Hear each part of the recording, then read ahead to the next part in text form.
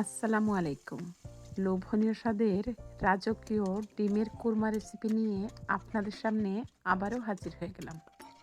আর আজকের এই কোরমাটি আমি কোনো ধরনের পানির ব্যবহার ছাড়াই লিকুইড দুধ দিয়ে তৈরি করেছি। তো আশা করছি যারা নতুন রাঁধুনি তাদের কাছে আমার আজকের এই ডিমের কোরমার রেসিপিটি অনেক বেশি হেল্পফুল মনে হবে। আর এই কুরমা আপনারা চাইলে পরোটা, পোলাও কিংবা সাদা ভাতের সাথে অনায়াসে খেতে পারেন। তো অতিথি আপ্যায়নে অল্প খরচে এই ডিমের কুরমা তৈরি করে কিন্তু মেহমানদের সার্ভ করলে আপনি প্রশংসা কুড়াতে পারেন। আর আমার আজকের এই রাজকীয় স্বাদের ডিমের কুরমার রেসিপিটি দেখে নিশ্চয়ই বুঝতে পারছেন কতটা মুখরোচক হয়েছে।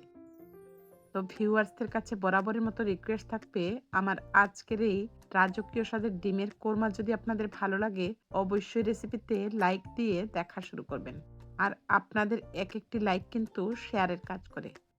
তাহলে চলুন কথা না বাড়িয়ে শুরু করা যাক। তো ছোট থেকে বড় সবাই কিন্তু আমরা ডিম বয়েল করতে পারি। তো অফ স্ক্রিনে আমি 12টি ডিম ফুল বয়েল করে নিয়েছি এবং কোরমাটাকে এগিয়ে নিয়ে যেতে এগুলোর খোসাটাকেও আমি অফ স্ক্রিনে ছাড়িয়ে নিয়েছি। এবারে আমি ডিমগুলোকে প্রথমে ভেজে নিব। এর জন্য একটি প্যানের মধ্যে অ্যাড করে দিলাম প্রায় 3 টেবিল চামচের মতো তেল। তেলটা যখন গরম হয়ে গেছে ডিমগুলোকে অ্যাড করে দিচ্ছি। তো ডিমগুলো ভেজে নিলে ডিমের কালারটা যেমন সুন্দর আসবে, খেতেও কিন্তু ভালো লাগবে। তো মিডিয়াম আছে আমি ডিমগুলোকে হালকা একটু ভেজে নিয়ে তেল ঝরিয়ে একটি প্লেটের মধ্যে উঠিয়ে নিচ্ছি। তো ডিমগুলিকে কিন্তু বেশি দাগ লাগানো যাবে না, এইরকমই হালকা একটু ভেজে নিয়ে উঠিয়ে নেবেন। তো ভেজে নেওয়া ডিমগুলোকে উঠিয়ে নিলাম এবং একই প্যানের মধ্যে ডিমের কোরমাটা তৈরি করার জন্য আবারও অ্যাড করে দিলাম 3 টেবিল চামচের মতো তেল। তারপর আমি অ্যাড করে দিলাম 3 টুকরো করে দারুচিনি, এলাচি, লবঙ্গ এবং গোলমরিচ। সাথে দিয়ে দিলাম ছোট সাইজের 2টি তেজপাতা। এগুলোকে আমি সুন্দর একটি ফ্লেভার আসা পর্যন্ত ভেজে নিলাম। আর এখানে ইন টোটাল আমি 1 কাপের মতো তেল দিয়েছি। তারপর আমি অ্যাড করে দিলাম 2 কাপের মতো পেঁয়াজ কুচি। 1 টেবিল চামচ করে আদা পেস্ট এবং রসুন পেস্টটা অ্যাড করে দিলাম। স্বাদ মতো লবণটা অ্যাড করে দিয়ে স্প্যাচুলা দিয়ে নেড়েচেড়ে আদা রসুন এবং পেঁয়াজটাকে বেশ কিছুক্ষণ ভেজে নিব, যাতে করে পেঁয়াজ রসুন এবং আদার ফ্লেভারটা চলে যাওয়ার পাশাপাশি সুন্দর একটা ফ্লেভার অ্যাড হয়ে যায়। দেখুন পেঁয়াজটা কিন্তু অনেকটাই সফট হয়ে এসেছে এবং সুন্দর একটি ফ্লেভার অ্যাড হয়ে গেছে। তো এই পর্যায়ে আমি অ্যাড করে দিলাম ধনিয়া গুঁড়া হাফ চা চামচের চাইতে একটু বেশি, দিয়ে দিলাম হাফ চা চামচ মরিচের গুঁড়া। যেহেতু আমি কুরমাটা তৈরি করব সেজন্য আমি এখানে হলুদ গুঁড়াটা ব্যবহার করছি না। তো খুব ভালোভাবে গুঁড়া মশলাটাকে মিশিয়ে নিলাম। আর দেখুন তেলটাও কিন্তু সেপারেট হয়ে গেছে। তো রাজকীয় স্বাদের ডিমের কুরমার টেস্টটাকে বাড়িয়ে দিতে এই পর্যায়ে আমি 1 চা চামচ টমেটো সস এবং বারবিকিউ সস দিয়ে দিলাম 1 চা চামচের মতো। তো আমার কাছে টক মিষ্টি ঝালের সমন্বয়ে কোরমাটা কিন্তু খেতে খুব বেশি ভালো লাগে। সসটাকে খুব ভালোভাবে মিশিয়ে নিলাম। তারপর আমি এতে অ্যাড করে দিচ্ছি ভেজে নেওয়া ডিমগুলো। হালকা একটু নেড়েচেড়ে মিশিয়ে নিব। আর আজকের এই রাজকীয় স্বাদের ডিমের কোরমাটা কিন্তু আমি শুধু লিকুইড দুধ দিয়ে তৈরি করব। তো এজন্য আমি এতে অ্যাড করে দিচ্ছি মেজারমেন্ট কাপের প্রায় 3 কাপের মতো লিকুইড দুধ।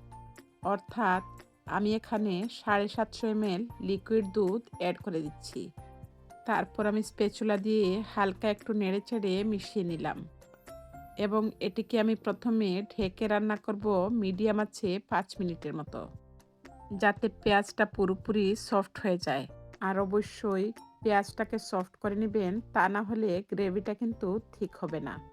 তো ফিরে আসলাম 5 মিনিট পর। তো যেহেতু আমি মিডিয়াম আছে 5 মিনিটের মতো রান্না করে নিয়েছি, সেজন্য পেঁয়াজটা সফট হওয়ার পাশাপাশি গ্রেভিটাও কিন্তু অনেকটাই ঠিক হয়ে গেছে। তবে আমি গ্রেভিটাকে আরও কিছুটা ঠিক করে নিব। সেজন্য আমি এই পর্যায়ে চুলার আঁচটাকে মিডিয়াম টু লো হিটে করে দিয়ে রান্না করে নিব আবারও 10 মিনিটের মতো। আর অবশ্যই রান্নার শেষ পর্যায়ে চুলার আঁচটাকে লোতে করে দিয়ে রান্না করে নেবেন। এতে করে গ্রেভিটা ঠিক হওয়ার পাশাপাশি তেলটাও কিন্তু সেপারেট হয়ে যাবে। দেখুন আমার কুরমার গ্রেভিটা কতটা ঠিক হয়েছে এবং তেলটাও কিন্তু উপরে ভেসে উঠেছে। পাশাপাশি অল্প আঁচে রান্না করার ফলে পেঁয়াজটাও কিন্তু একদম গলে গেছে। এতে করে গ্রেভিটা কতটা ঠিক দেখাচ্ছে। এই পর্যায়ে আমি ৫ থেকে ৬টি কাঁচামরিচ অ্যাড করে দিলাম। তারপর রাজকীয় কুরমার স্বাদ বাড়িয়ে দিতে ১ চা চামচের মতো ঘি অ্যাড করে দিয়েছি। দিয়ে দিচ্ছি ১ চা চামচের মতো চিনি। তারপর চিনি এবং ঘিটা মেল্ট হওয়া পর্যন্ত ঢাকনা দিয়ে ঢেকে রান্না করেছিলাম ১ মিনিটের মতো এবং এটিকে আমি স্ট্যান্ডিং টাইমে রেখে দিয়েছিলাম ১০ মিনিট। তো ১০ মিনিট পর আমি সার্ভিং ডিশে সার্ভ করে নিয়েছি এবং উপর থেকে ভাজা বেরেস্তা অ্যাড করে দিয়েছি। তো এই রাজকীয় স্বাদের ডিমের কুরমাটা আমি পোলাওয়ের সাথে খেয়ে নিয়েছিলাম। কি দেখে নিশ্চয়ই আপনাদেরও জিভে পানি চলে এসেছে।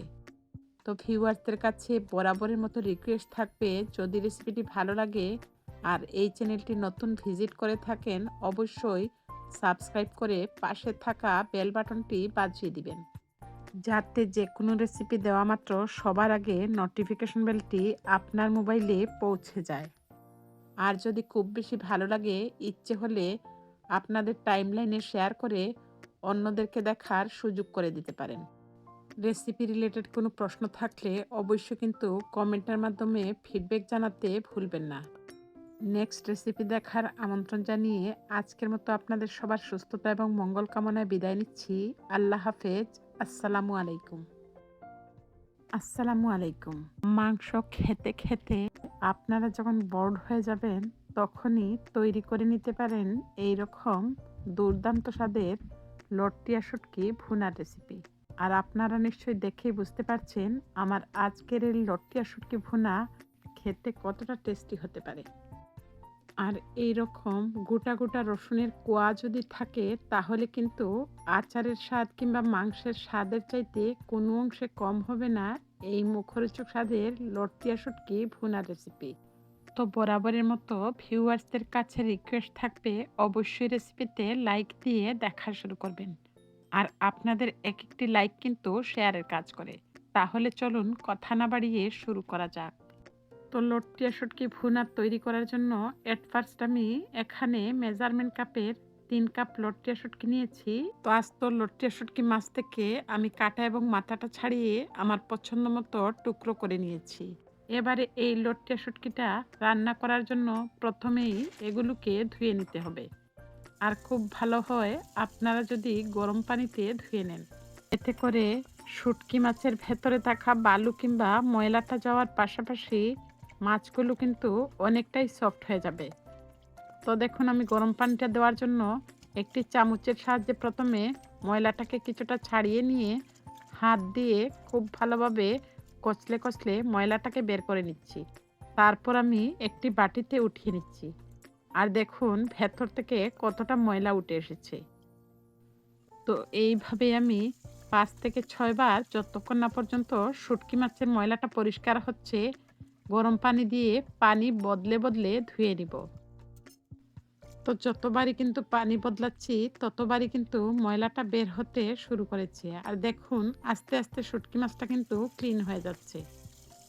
আর গরম পানিটা এতটাই গরম ছিল যে আমি একটি ছাকনাযুক্ত চামচ দিয়ে মাছগুলোকে ক্লিন করার জন্য নেড়েচেড়ে মিশিয়ে নিলাম। তারপর পানিটা বন্ধ করে নিয়ে আবারও চামচের সাহায্যে ময়লাটাকে ক্লিন করে নিচ্ছি। আর দেখুন আস্তে আস্তে পানিটা কিন্তু পরিষ্কার হতে শুরু করেছে। তো অফ স্ক্রিন এবং অন স্ক্রিন মিলে আমি মোট ৬ বারের মতো গরম পানি দিয়ে শুটকি মাছগুলোকে ধুয়ে নিয়েছি এবং শুটকি মাছটা কিন্তু অনেকটাই সফট হয়ে গেছে। তো এই পর্যায়ে শুটকি মাছটা রান্না করার জন্য একটি প্যানের মধ্যে হাফ কাপের মতো তেল দিয়ে দিলাম। তারপর আমি ২টি তেজপাতা মাঝখান থেকে ছিঁড়ে দিলাম। তারপর আমি তেজপাতার সুন্দর একটি স্মেল চলে আসলে এতে অ্যাড করে দিচ্ছি প্রায় ১.৫ কাপের মতো পেঁয়াজ কুচি। তো আপনারা চাইলে কিন্তু অন্যান্য গোটা মশলা এখানে ব্যবহার করতে পারেন। তারপর আমি অ্যাড করে দিলাম ১ চা চামচের মতো রসুন পেস্ট, হাফ চা চামচ আদা পেস্ট অ্যাড করে দিলাম। তো তো যে কোনো শুটকি মাছ রান্না করলে কিন্তু রসুনটা খুব ভালো যায়। যেহেতু আমি আস্ত গোটা গোটা রসুনের কোয়া ব্যবহার করব, সেজন্য ১ চা চামচ রসুন এড করে দিয়েছি। এই পর্যায়ে আমি স্বাদ মতো লবণটা দিয়ে আবারও স্প্যাচুলার সাহায্যে খুব ভালোভাবে মিশিয়ে নিলাম।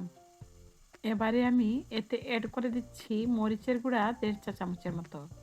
আর ঝালটা অবশ্যই আপনাদের টেস্ট অনুযায়ী বাড়িয়ে কিংবা কমিয়ে দিবেন। এতে অ্যাড করে দিচ্ছি ধনিয়া গুঁড়া ১ চা চামচের মতো। এই পর্যায়ে আমি হলুদের গুঁড়া অ্যাড করে দিলাম 1/2 চা চামচের চাইতে একটু বেশি। তারপর আমি মশলাটাকে স্প্যাচুলা দিয়ে খুব ভালোভাবে মিশিয়ে নিলাম। আর দেখুন মশলার ভেতর থেকে কতটা তেল আসতে শুরু করেছে। দিয়ে দিচ্ছি মশলাটাকে খুব ভালোভাবে কষানোর জন্য ১ কাপের মতো পানি। তারপর আমি নেড়েচেড়ে মিশিয়ে নিয়ে ঢেকে চুলার আঁচ মিডিয়ামে রেখে ৫ মিনিটের মতো জাল করে নিব। এতে করে মশলার র ফ্লেভারটা কিন্তু চলে যাবে। দেখুন টকবক করে ফুটে উঠেছে এবং মশলার র ফ্লেভারটাও চলে গেছে। দিয়ে দিলাম আগে থেকে ধুয়ে রাখা শুটকি মাছগুলো। তারপর আমি স্প্যাচুলা দিয়ে নেড়েচেড়ে মিশিয়ে নিচ্ছি। এবারে আমি আবারও ঢেকে রান্না করব ৫ মিনিটের মতো চুলার আঁচ মিডিয়াম টু লোতে রেখে। তো ফিরে আসলাম ৫ মিনিট পর। আবারও আমি স্প্যাচুলা দিয়ে নেড়েচেড়ে মিশিয়ে নিচ্ছি যাতে শুটকি মাছগুলো তলানিতে ধরে না যায়। এই পর্যায়ে আমি এতে অ্যাড করে দিচ্ছি আবারও পেঁয়াজ কুচি 1/2 কাপের মতো। তো আপনারা চাইলে কিন্তু রান্নার মাঝ পর্যায়ে এইভাবে পেঁয়াজ কুচিটা ব্যবহার করতে পারেন। এতে করে মুখের মধ্যে পড়লে খেতে ভালো লাগবে। আর প্রথম পর্যায়ে যদি একসাথে পেঁয়াজ কুচিটা দিয়ে দেন তাহলে কিন্তু একদমই গলে যাবে। তো আমি কিছু আস্তে আস্তে রাখতে চেয়েছি, সেজন্য মাঝ পর্যায়ে অ্যাড করে দিয়েছি। আর দেখুন আমার শুটকি মাছটা কতটা থকথকে এবং পারফেক্টলি সেদ্ধ হয়ে গেছে। তো এইভাবে আমি ১০ মিনিটের মতো শুটকি মাছটাকে কষিয়ে নিয়েছি। এই পর্যায়ে আমি ঝোলের জন্য আবারও ১ কাপের মতো পানি অ্যাড করে দিলাম। তো শুটকি মাছটা যেহেতু সেদ্ধ হয়ে গেছে, এই পর্যায়ে আমি আস্ত ২টি রসুনের কোয়া ছাড়িয়ে নিয়েছি, সেগুলো অ্যাড করে দিলাম। তারপর আমি একটি টমেটো কিউব করে কেটে নিয়েছিলাম, সেটিও অ্যাড করে দিয়েছি। আর অবশ্যই শুটকি মাছটা সেদ্ধ হওয়ার পরে এগুলো অ্যাড করে দিবেন, তা না হলে কিন্তু একদমই গলে যাবে। আবারও আমি ৪ থেকে ৫ মিনিটের মতো রান্না করে নিব। তো মিডিয়াম আছে ৫ মিনিটের মতো রান্না করে নিয়েছি। এই পর্যায়ে আমি আলতো হাতে স্প্যাচুলা দিয়ে নেড়েচেড়ে মিশিয়ে নিলাম। তো লো আছে ৫ মিনিটের মতো রান্না করে নিয়েছি। এইবারে ঢাকনাটা উঠিয়ে নিয়ে আস্ত কয়টি কাঁচামরিচ অ্যাড করে দিয়েছি। তো আপনারা চাইলে চেরা কাঁচা লঙ্কা এখানে ব্যবহার করতে পারেন। তো এই পর্যায়ে স্বাদ বাড়িয়ে দিতে অ্যাড করে দিয়েছি ভাজা জিরের গুঁড়ো 1/2 চা চামচ। আরও বেশি টেস্টি করতে 1/2 চা চামচের মতো চিনি অ্যাড করে দিয়েছি। তারপর আমি হালকা হাতে নেড়েচেড়ে চুলার আঁচটা একদম লোতে করে দমে রেখে দেব ২ মিনিটের মতো। এতে করে কিন্তু তেলটাও সেপারেট হয়ে যাবে আর খেতে তো অবভিয়াসলি ভালো লাগবে। তো অলমোস্ট আমার লটকে শুটকি ভুনাটা কিন্তু তৈরি হয়ে গেছে। আর যেহেতু এই শুটকি ভুনাটা এমনিতেই খেতে ভালো লাগে, সেজন্য আমি এখানে ধনেপাতাটা স্কিপ করে গেছি। তো চুলাটা বন্ধ করে দিয়ে ৫ মিনিটের মতো স্ট্যান্ডিং টাইমে রেখে দিয়েছিলাম। ফাইনালি আমার লটকিয়া শুটকি ভুনাটা কিন্তু তৈরি হয়ে গেছে। এবারে আমি একটি সার্ভিং বলে সার্ভ করে নিচ্ছি। বিলিভ মি, এই শুটকি ভুনার গন্ধে কিন্তু ঘরটা একদম মুখরিত হয়ে গেছে। তো আমার মতো যারা শুটকি লাভার, আশা করছি তাদের কাছে আমার আজকের এই লটকিয়া শুটকি ভুনা খুব বেশি ভালো লাগবে। তো বরাবরের মতো ভিউয়ার্সদের কাছে রিকোয়েস্ট থাকবে, যদি রেসিপিটি ভালো লাগে ছেড়ে যাওয়ার আগে অবশ্যই কিন্তু লাইক দিতে ভুলবেন না। আর যদি খুব বেশি ভালো লাগে, ইচ্ছে হলে ফ্রেন্ডস এবং ফ্যামিলির সাথে শেয়ার করে অন্যদেরকে দেখার সুযোগ করে দিতে পারেন। তো দেখা হচ্ছে নেক্সট এপিসোডে। ততক্ষণ পর্যন্ত আপনাদের সবার সুস্থতা এবং মঙ্গল কামনায় আজকের মতো বিদায় নিচ্ছি। সবাই ভালো থাকবেন, সুস্থ থাকবেন। আর আমার এই ছোট্ট চ্যানেলটিকে এগিয়ে নিয়ে যেতে আমার চ্যানেলটির সঙ্গেই থাকবেন। আল্লাহ হাফেজ। আসসালামু আলাইকুম।